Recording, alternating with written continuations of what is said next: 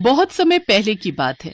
महाकाल की नगरी उज्जैन में चंदन नाम का एक आदमी रहता था। उसके परिवार में उसकी पत्नी और एक बेटी थी। चंदन चोरी करके अपना और अपने परिवार का पेट पालता था। जब भी उसे मौका मिलता तो वो छोटी मोटी चोरियां करता था। चंदन भोलेनाथ का भक्त था। वो उनकी पूजा पाठ तो नहीं कर पाता था, लेकिन जब भी भोलेनाथ के किसी मंदिर के सामने से गुजरता था तो भोलेनाथ के आगे शीश जरूर झुकाता था। एक रोज जब वो चोरी करके घर लौटा तो उसने अपनी पत्नी सुनीता के हाथों में 200 रुपए देते हुए कहा, ये लो सुनीता, आज कम ही कमाई हो पाई है, इससे जाकर थोड़ा राशन ले आओ, मुन्नी खाना खा लेगी। अपनी मुन्नी को चोरी के सामान का खाना कब तक खिलाओगे जी? अरे तो मैं और क्या करूं सुनीता, है तुम तो जानती हो मैंने कितना काम ढूंढा, लेकिन मुझे कहीं काम नहीं मिला। अब तो यही काम मेरा धंधा और रोजगार बन चुका है, और फिर चोरी भी नहीं करूंगा तो मैं अपनी मासूम बच्ची का पेट कैसे पालूंगा बताओ। हम गरीबों को तो ऐसे ही अपने दिन काटने पड़ते हैं जी। चंदन छोटी मोटी चोरी करके अपना घर चलाता था। ऐसे ही एक रोज, ये किसकी पुरानी साइकिल पड़ी है, कोई देख नहीं रहा, इसे ही खिसका लेता हूँ।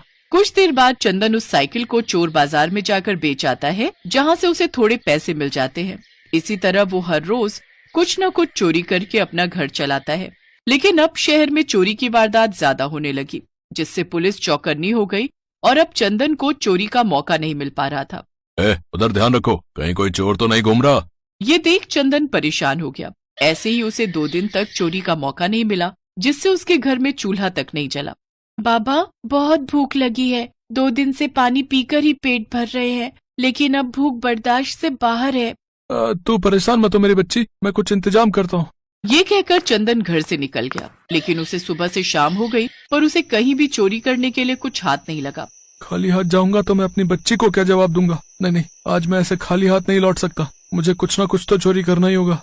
ये सोचकर चंदन चलते जा रहा था। फिर चलते चलते उसकी नजर एक बड़े मंदिर की ओर गई, जो एकदम सुनसान जगह पर था। उस मंदिर में उसे एक बड़ा सा घंटा लटकता हुआ दिखा, जिसे देख उसने सोचा, अरे वाह, ये बढ़िया चीज है, इसे बेचूंगा तो कुछ पैसे तो मिल ही जाएंगे और खाने का जुगाड़ निकल आएगा। लेकिन अभी तो यहाँ पर कुछ लोग हैं, ये काम मुझे रात के अंधेरे में ही करना होगा। चंदन वहीं बैठकर रात होने का इंतजार करने लगा। सारा दिन चल चल कर वो काफी थक चुका था, इसलिए उसे पेड़ के नीचे बैठते ही नींद आ गई और ऐसे ही आधी रात हो गई। जब उसकी आंख खुली तो काफी अंधेरा था। वो जैसे तैसे मंदिर के अंदर पहुंचा, लेकिन अंधेरे के कारण उसे वहाँ कुछ भी नजर नहीं आ रहा था। अरे यहाँ तो काफी अंधेरा है, मुझे तो कुछ भी नजर नहीं आ रहा, अब क्या करूं? फिर चंदन ने एक तरकीब लगाई। उसने अपना कुर्ता निकाला और माचिस से उसमें आग जला दी। फिर उसकी रोशनी में वो उस घंटे तक पहुंचने का प्रयास करने लगा, लेकिन घंटा काफी ऊंचाई पर होने के कारण वो उस तक नहीं पहुंच पा रहा था। वो उछलकर उसे पकड़ने की कोशिश करने लगा। इस कोशिश के दौरान अनजाने में उससे घंटी बज गई, लेकिन वो उसे उतार नहीं पाया। काफी कोशिश के बाद भी मैं वहां तक नहीं पहुंच पा रहा, अब क्या करूं? फिर उसकी नजर शिवलिंग पर गई, जो ठीक उस घंटे के नीचे था।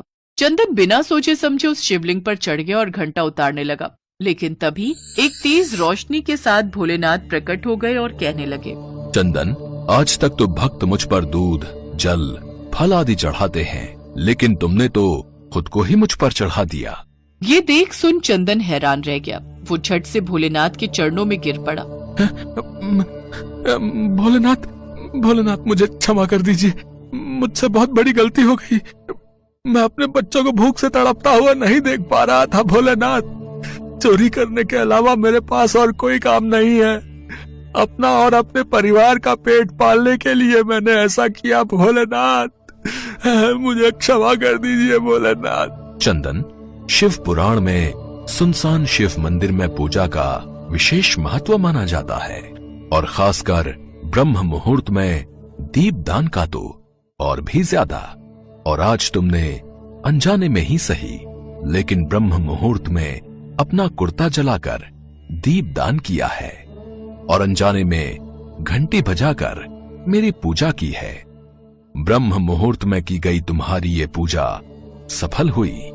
आज के बाद तुम्हें बिल्कुल भी चिंता करने की आवश्यकता नहीं है। अब तुम बिना किसी परेशानी के घर जाओ। मेरा आशीर्वाद है कि तुम्हें धन धान्य की कभी कोई कमी नहीं होगी और मृत्यु के पश्चात मोक्ष की प्राप्ति होगी। आप धन्य है प्रभु, आप धन्य है। आपकी सदा ही जय हो। हर हर महादेव, हर हर महादेव, हर हर महादेव। चंदन जब घर पहुंचा तो उसकी कच्ची झोपड़ी एक बहुत बड़ी पक्की कोठी में बदल चुकी थी और उसके घर में जरूरत की हर चीज मौजूद थी। साथ ही ढेर सारे गहने और पैसे का ढेर था। देखिए जी, ये सब कैसे हो गया जी? हम जब सोकर उठे तो खुद को यहाँ पाया। मेरी कुछ समझ में नहीं आ रहा। फिर चंदन ने अपनी पत्नी को सारी बात बताई। ये सुन वो बहुत खुश हुई। अब एक चोर का जीवन पूरी तरह से बदल गया। अब उसने घर में ही भोलेनाथ का बहुत बड़ा मंदिर बनवाया, जिसमें वो सभी उनकी रोज पूजा करने लगे। सत्य ही कहा गया है, भोलेनाथ सचमुच में बहुत भोले हैं। तभी तो अनजाने में की गई पूजा को भी उन्होंने स्वीकार कर लिया। अपने इस चोर भक्त को धन धान्य से संपन्न कर दिया, साथ ही उसे मोक्ष प्राप्ति का भी वरदान दिया।